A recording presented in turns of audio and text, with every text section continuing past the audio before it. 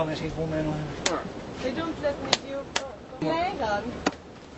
Når den så bliver lukket for oven, så mangler vi selvfølgelig nogle huller stadigvæk, og dem skærer vi så til sidst hullerne.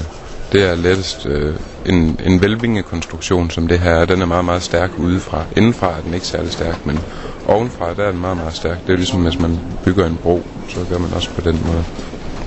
Der bliver så lavet 3 huller ved den her ovn. Man kunne sagtens have 2 eller 4 eller 6, men nu laver vi så 3. Det ene hul bagved er til indfyringshul, hvor man fyrer trækhul ind, hvilket betyder, at ham, der sidder og styrer blæsebælgen, han kan følge med i alle de processer, der sker inde i ovnen, hvilket er utrolig vigtigt. En af grundene igen til, at vi skal have en meget, meget porøs ler, det er, at vi tænder op i den med det samme. En normal keramiker vil selvfølgelig glitte hans ler og passe på det, men vi tænder op i det med det samme, og den revner selvfølgelig også. Derfor laver vi de mønstre i ovnen, så vi er lidt med til at bestemme, hvor revnerne de går til. Og det er lige meget, den revner. Den skal jo ikke være vandtæt eller noget. Og den er som sagt kun et middel. Det er perlerne, der er målet. Det hedder glasvindeteknik. Man binder noget rundt. Det vil sige, man drejer det. Og når vi arbejder med glasset, så har det en konsistens ligesom honning måske. Så det er ligesom, når man drejer kniven for at få honningen sådan op. Så har man, der hvor man laver perlen på, det kalder vi for en perledorn.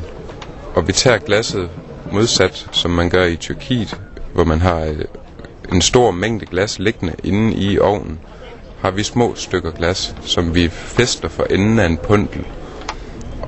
Og så laver vi den så til en konisk farvetap, hvor man kan trække glasset overfra hele tiden.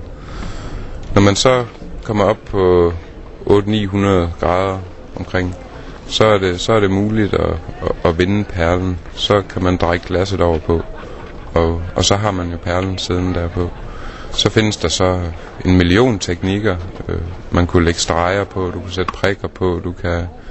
Jamen, som sagt, så findes der 1 million teknikker. Men vi beskæftiger os så mest med at lave de perler, som er lavet i Ribe. Jo. Vores værksted stammer også fra Ribe af, er inspireret af den store posthusudgravning, som var lige i starten af 90'erne. Der er fundet så meget glas der, og man regner med, at der har været glasværksted i 70 år.